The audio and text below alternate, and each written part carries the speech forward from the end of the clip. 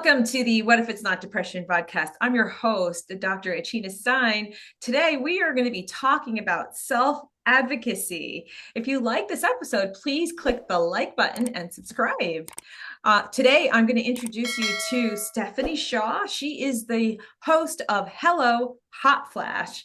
Stephanie is a menopause advocate and the host of the top-rated podcast, Hello Hot Flash.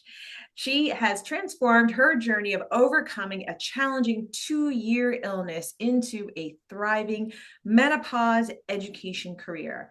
Stephanie's practical information helps midlife women navigate the symptoms of menopause, like sleepless nights and anxious days. Welcome, Stephanie. Thank you so much for having me. Oh, it's my great pleasure. And what I love about I'm excited to have you on this podcast is about the self-advocacy piece. Certainly menopause is a major root cause for depression, perimenopause and menopause, and that a lot of women don't realize. So it's like a 1-2 win here. It's a double win here for us having you talk about both. So I would love for you to just start with what inspired you to choose what you're doing right now. Yeah, so sometimes that pain in your life can become your purpose. I always say that. So I spent 20 years in corporate America, 10 years running an education nonprofit. And during the last 2 years of that nonprofit, my body was just completely shut down on me. So it was actually March 23rd, 2017. I'm walking down the street on a business trip in New Orleans. I don't party, gamble, anything, but I felt the need to go to Bourbon Street. And I kid you not, as I stepped my foot on the Bourbon Street, my body went completely numb. So I thought that I was having a stroke. And Mm. that very night, I ended up in two emergency rooms. One emergency room shipped me to another one because they thought it was that much of a problem. Mm. And that became part of a 2-year journey where I ended up going to 18 different doctors, two world-renowned medical facilities, traveling across 4 different states and spending over $20,000 out of pocket trying to figure out what was going on in my body. It started with the numbness in the jaw. I was having like mini convulsions, and then it led to my hair falling out, rapid heartbeat, tingling in my hands and feet, twitching in my eyes, phantom smells. So I had like this gamut of problems over the 2 years, but none were the typical menopause type or Not perimenopause. typical at all. Yeah, no. So that's another reason I ended up at so many different doctors. So cardiologists, ophthalmologists, gynecologists, um, physical therapists, chiropractors, acupuncturists. I was going to a lot of different people, and no one could piece everything together to help me understand what was going on in my body until I found one doctor to help me be able to do that. So yeah, Mm. it was quite a journey. So when I'm talking to women or even speaking to physicians or just out in the public, I can resonate with, unfortunately, so many of the different symptoms and can help folks figure out, maybe it's perimenopause, or there might be some other stress or anxiety related issues that are going on. Yeah, well, my experience is that it's usually a combination of things. It's never a Yeah. silver bullet approach. So menopause may have been the bigger issue that hadn't been reached, but I'm sure you probably tried all of these other things first Yeah. that helped on some level, right? And set the foundation on some level where then once you finally arrived with the menopause piece and the hormonal piece, that was the thing that kind of clinched it, and the last puzzle piece even sometimes, or a major puzzle piece, right? Yeah, you're right. And you're exactly right in describing it like a puzzle because I had to start to understand the hormonal piece. So the fluctuations in my estrogen, testosterone, progesterone, like what is going on in that area. And so when I kind of got better at that, I was doing more of the lifestyle changes. I already ate as a vegetarian, I exercised, but I had to take it to a next level and be more focused in what I did. I was doing all of that and still I was seeing minor changes. But like you said, it's this huge puzzle that we have to actually look at. And part of my puzzle was stress. There were two individuals in my life that were actually, one was riding on my shoulder, one was riding on my side because part of this journey, I also lost the ability to drive for 2 months. So I couldn't Mm. turn my head left or right, and I was having sciatic pain quite a bit. And so what I found was you were doing again all of the lifestyle changes, but getting to the root cause of what is actually going on in your body and making these fluctuations in your hormones even worse than they are normally for people. That's what helped me. So I've had my big girl conversations with 2 people, still have good relationships with those people. But I'm telling you, it was almost immediate that after I had a conversation with one person, I was able to start moving my neck, like the pain went away. And then a couple months later, or maybe a month later, I had a conversation with someone else. And I'm like, oh, my sciatic pain is going away. So I really love the idea of what you said, that it's not always just the menopause. A lot of times it's a lot of other root issue causes that get us to where we are. And we have to dig through all of that to get us to the other side. Absolutely. Yeah. It's usually a combination of foods, chronic infections, gut infections, toxins, stress, and hormones. It's usually a Yes, combination. yes. And it really is addressing all of those areas that causes a huge shift in people's health. Mm-hmm. There's a great book called Messages from the Body, Their Psychological Meaning by Michael Lincoln, PhD. I love this book because if you look up the physical symptoms that you might be having, it kind of connects the meaning, the psychological meaning or unconscious meanings. And I now want to look it up and see whether your ability to move your neck is in there. But It did, because I did. Yes, I read a book also, The Body Keeps Score, and I'm like, right. oh my goodness, that's why they really were a pain in the neck. Right, right, right. A So pain in yeah, your yeah, neck, that's literally. 100%. Literally. Right. Yes, Or a pain in my backside. yeah, exactly. I always say pain in my, behind. Right, right, exactly, exactly. So yeah, sometimes people have nausea because, oh, they make me sick to my stomach, right? And Yeah, oh, every time yeah, I think about it, it makes me sick to my stomach, or my head feels like it's going to explode, right? It's yeah. just And there. yeah, I've heard of a woman also. She kept going to the doctors because her phrase was, "That burns me up," instead of saying, "It upsets me." That burns me up. And she was having high fevers and she was sick all the time. But again, when a doctor asked her to take that phrase out of her vocabulary and replace it, it's like the symptoms went away. So our mind is so powerful in all of this. Our mind, it's really important that we get to that root again, and then we can see a lot of changes. Right, right. It's those limiting beliefs and those stories that we tell ourselves, the things that we tell ourselves can be very, very powerful. And sometimes people will go through all of these providers and not really address the way they think about things.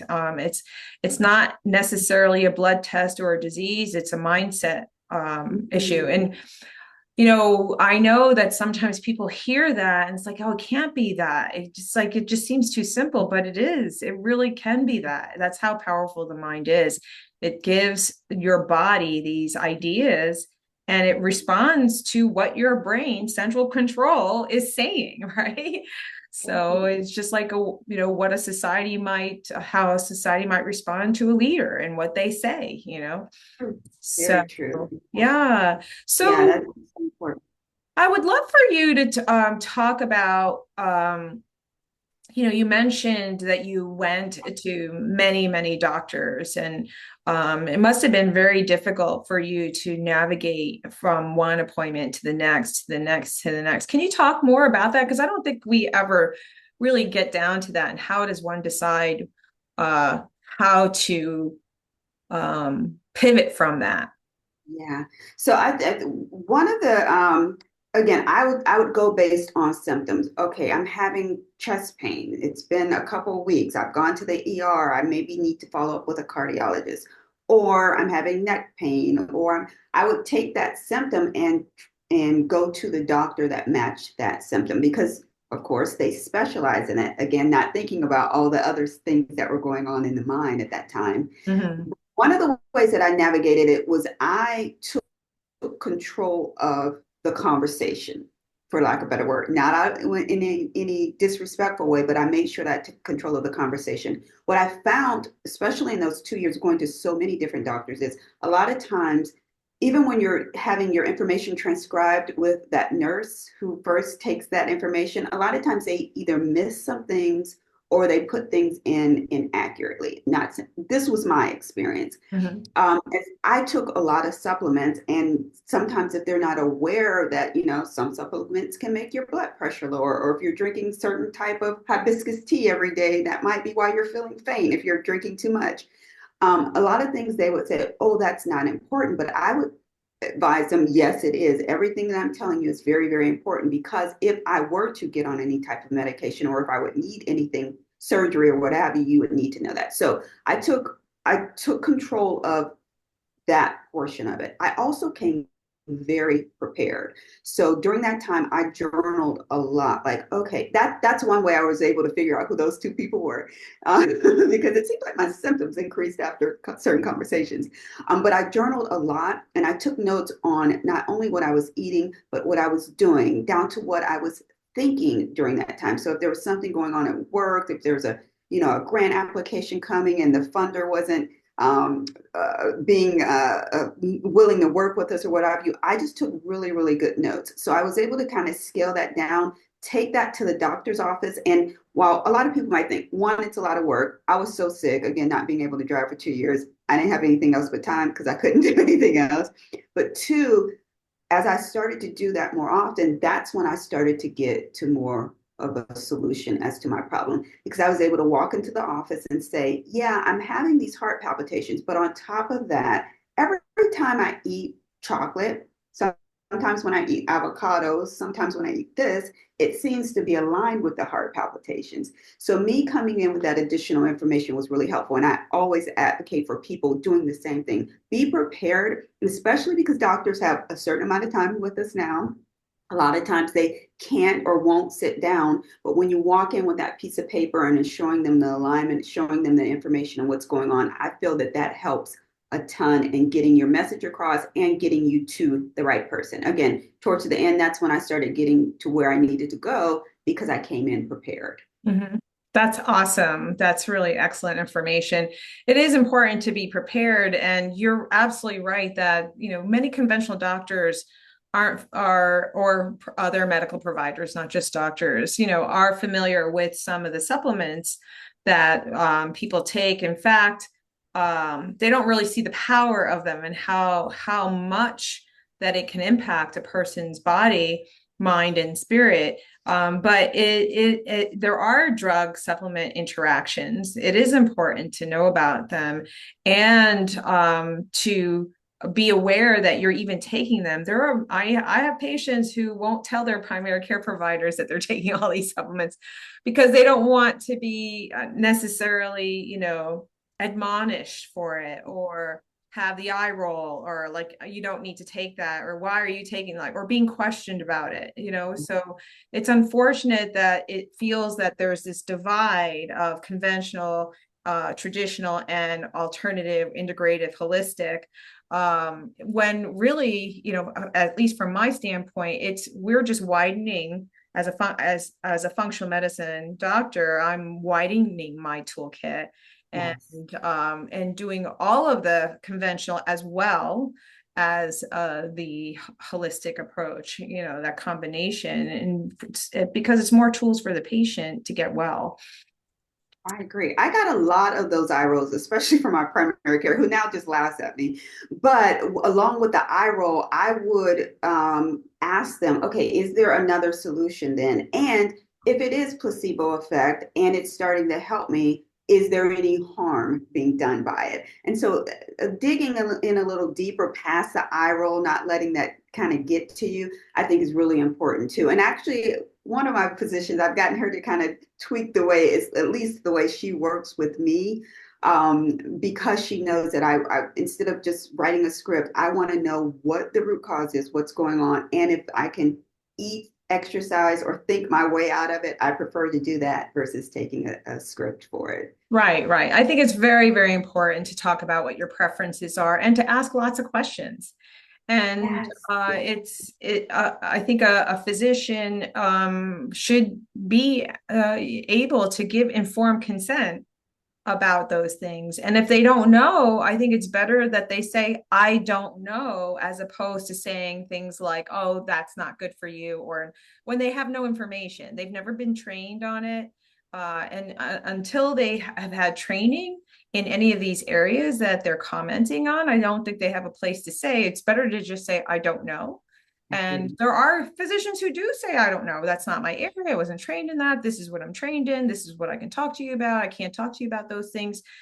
You're better off finding another provider. I'd rather hear that than the eye roll or being laughed at or ridiculed, right? That would be more professional to just say, I don't know.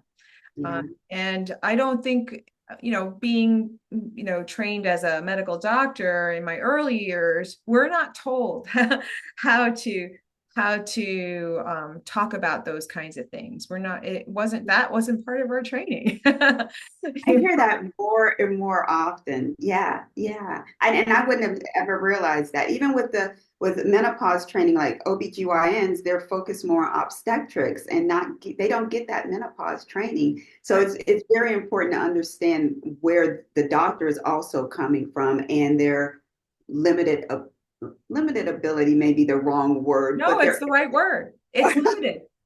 It is. It's very, very conventional, very pharmaceutical, conventionally trained, either with procedures. I mean, OB-GYNs are surgeons.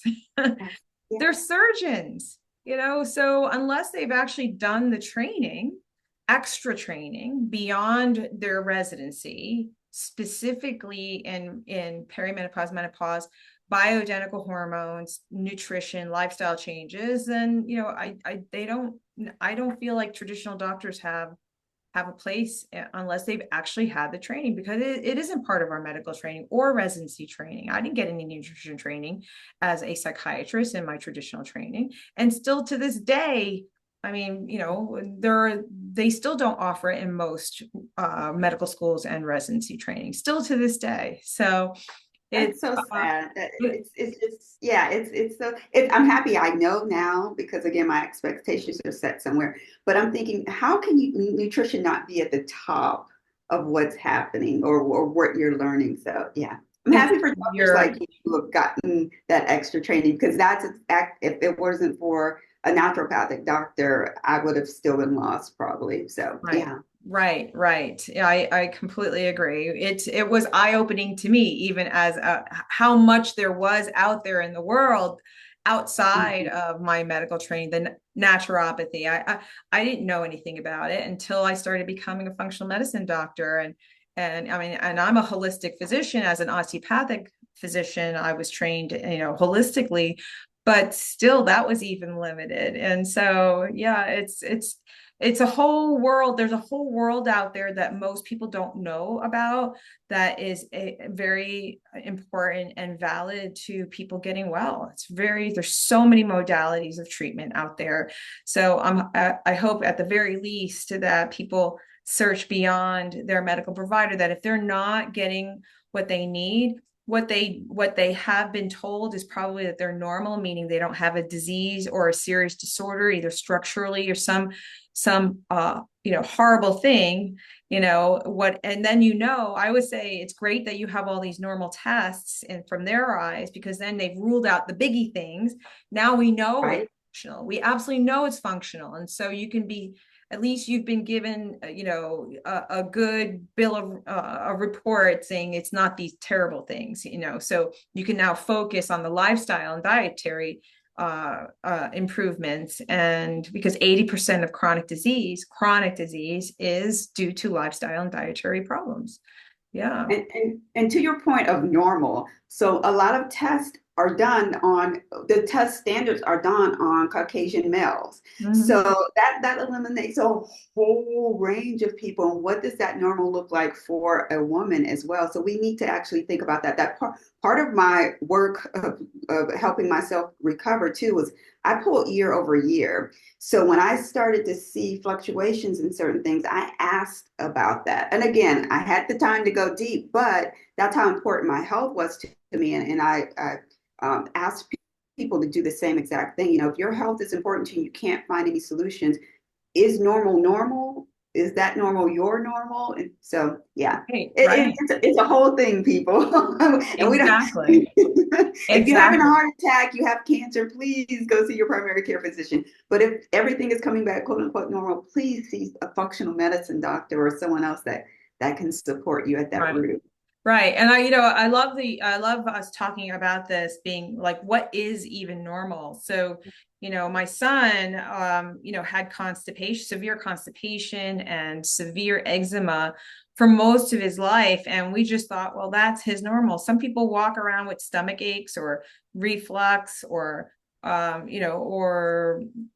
thin hair, whatever it is that there's a symptom. And because they've had it for so long, they think that it's normal. I actually was on a call yesterday with a woman who said, well, she had nasal congestion since a child. So, that must be my normal. It's like, no, that's not normal. That's just a clue as to when things started and where they started. So I encourage people to look at whatever they're experiencing as being a clue that something's off in their body, and that use those as a cue to for investigation, right? And I know you wanted to talk about understanding body cues. What was it that you wanted to expound on that?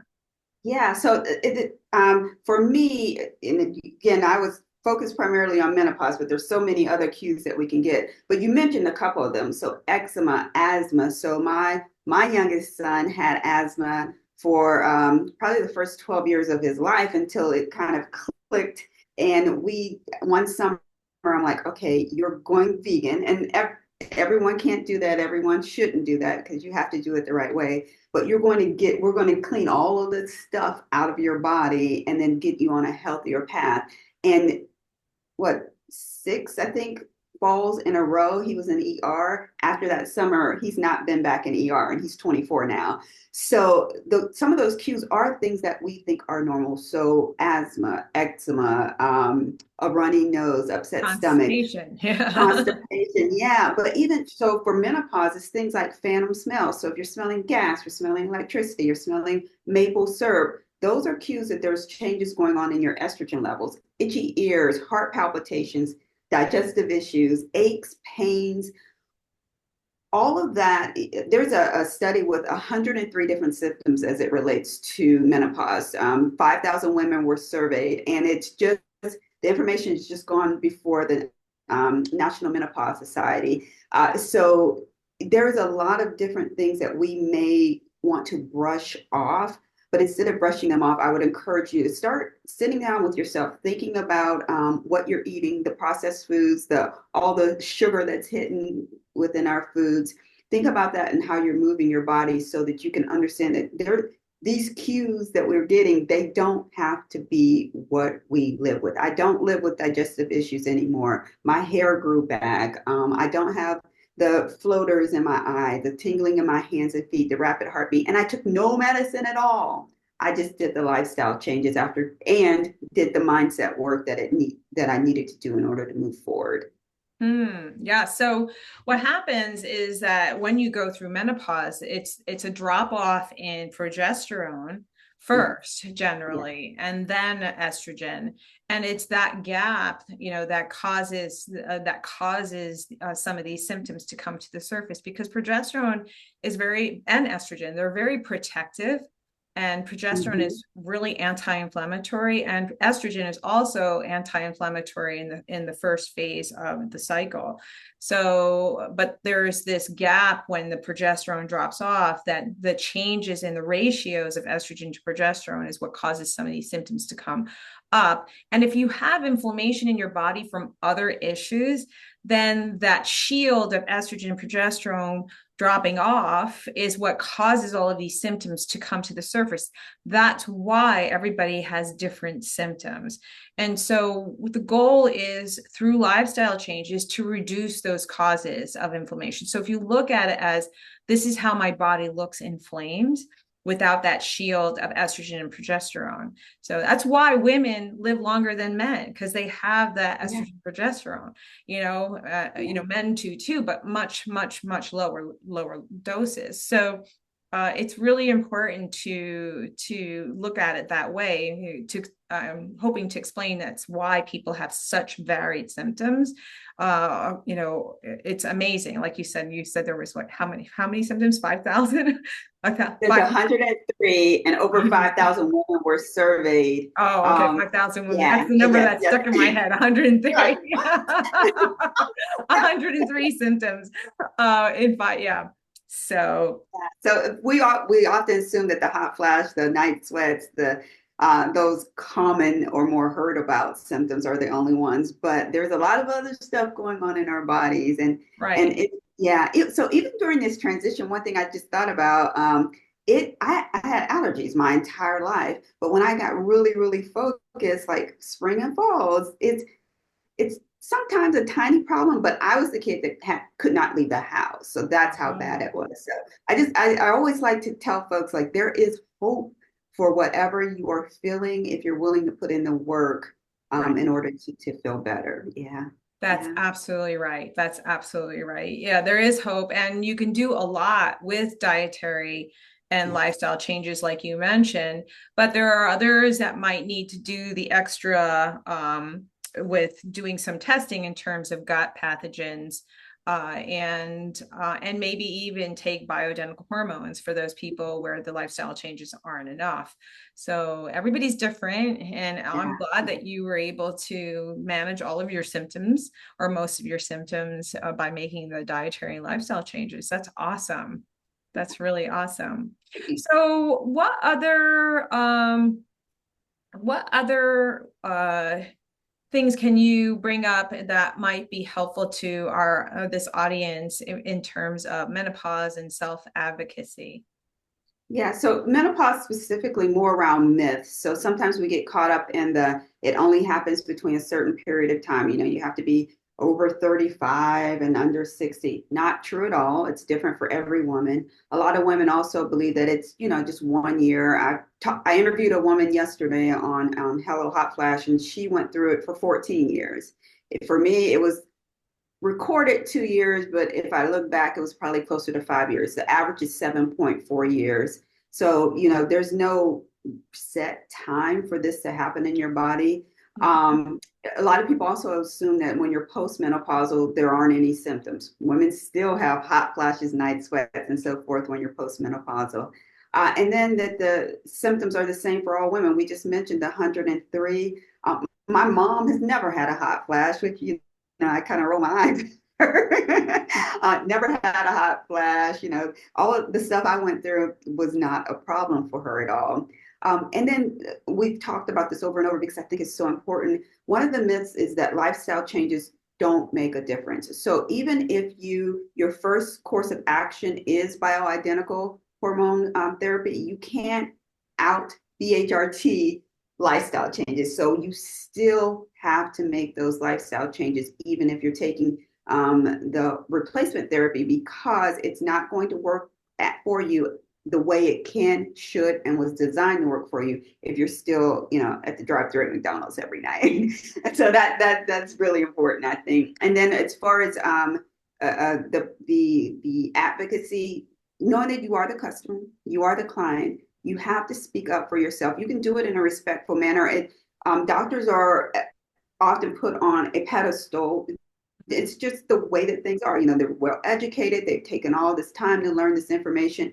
And I want everyone to respect that because I do too. But you have to also remember that you are the client. And if that person or that physician is rolling their eyes, not taking you seriously, not hearing you, understanding you, or even taking a few extra seconds to sit down and look you in the eye, it may be an opportunity for you to find someone else. And I know I live in a small community. We have like 3 OBGYNs, and I know 2 of them like super personally. So my choices would be limited, but there's also opportunities around telehealth these days. So you might find that someone is an OBGYN or in their specialty that has this additional training like that's gone back and has that functional medicine training. Telehealth is also an option for people as well. So I want you to know that there's help and support out there. And I think that's one of the key things. Yeah, absolutely. You're absolutely right. There are lots of options, and gynecologists are not the only kinds of doctors that prescribe bioidentical hormones. There's naturopaths, there's internal medicine doctors, primary care doctors, and even psychiatrists. So Yes. it's a matter of finding people who have had the actual training around all of that, and it's just looking for the right person for you. The thing that I wanted to comment on was some of the symptoms that you mentioned regarding menopause. Is that you're absolutely right. You have to do, and the bioidentical hormones, you do have to do the lifestyle and dietary changes anyway, because what happens is that, for example, if you're under a great deal of stress and you're making a lot of cortisol, and you add hormones on top of that, those hormones just get converted right to cortisol. So Mm. you really want to be bringing down your production of cortisol in order to have all of your hormones get back online, including your thyroid hormone, not just your sex hormones, right? So all of the hormones kind of get shut down when cortisol is high. So what causes cortisol to be high is external and internal stresses. So doing everything to bring down the things that are causing your cortisol to go high, like inflammatory things that are happening in your body and toxic people in your life, then you won't need these supra physiological doses of hormones that some people are on. Most people need higher and higher doses in order to feel better because their cortisol is so high. So, and you also want to make sure that your organs are detoxifying these hormones through your, depending on whether you're taking them orally. There's certain hormones you should only take on, either as a patch or as a cream, because you don't want to create metabolites that can cause cancer and other issues. So, but you want to be on physiological doses, not super physiological doses. And just by bringing down the stress in the body and outside of the body will help, being at the lowest needed dose of those hormones. I think that's super important. What we didn't mention and should have is the mindset or the anxiety and the depression that comes with it as well. And so the lifestyle changes help support that as well. So I had never had anxiety before, and I always say publicly now, I apologize for in my head saying, "Why are you anxious? Just suck it up and do it." I've said that so many times in my head to women, but it's so true that the anxiety can come with either the not knowing what's happening or Right. just because of the hormone fluctuations. So again, the lifestyle changes really have helped with that as well. Saying no is really no is a complete sentence. Yeah. One of the biggest things that have helped as well. Setting boundaries, right? Yeah, Putting yourself yeah, first, prioritizing yourself, nurturing yeah, yourself, and not telling yourself that you're selfish, yeah, you're yeah, self-nurturing, right? All of those yeah. things really matter. Awesome. Well, I think we cover the gambit, right? Self-awareness, self-advocacy, journaling, debunking some menopause myths and looking at, the whole picture and all the puzzle pieces, finding a functional medicine doctor and, really believing in yourself, and that if you're not getting the help that you need with the person in front of you, then there's other people out there that will help you, right? Yeah. Very true. I loved it. Yeah. Thank you so much, Stephanie, for doing what you do and advocating for women, especially women with menopause or going through menopause. How can people find you? Yeah, they can go to my website, Hello Hot Flash. And if they can do me a great favor, if they can click on the survey or research button, that would be awesome too, because the more information that we can get out about menopause and what is going on, the more changes that we can help women make. So again, it's hellohotflash.com. Thank you. Thank you. And you also have something that you're giving away called a scorecard. Yeah, yeah. So if you're interested in making some lifestyle changes, I love to play games. So it's a scorecard that helps you get points based on what you're doing toward those lifestyle changes, and then you'll get some email prompts from me, helping motivate you and giving you some encouragement and some additional tools along the way as well. Awesome. Awesome. Well, thank you so much. Well, it was great having you on this podcast. I You. appreciate your time and everything that you do.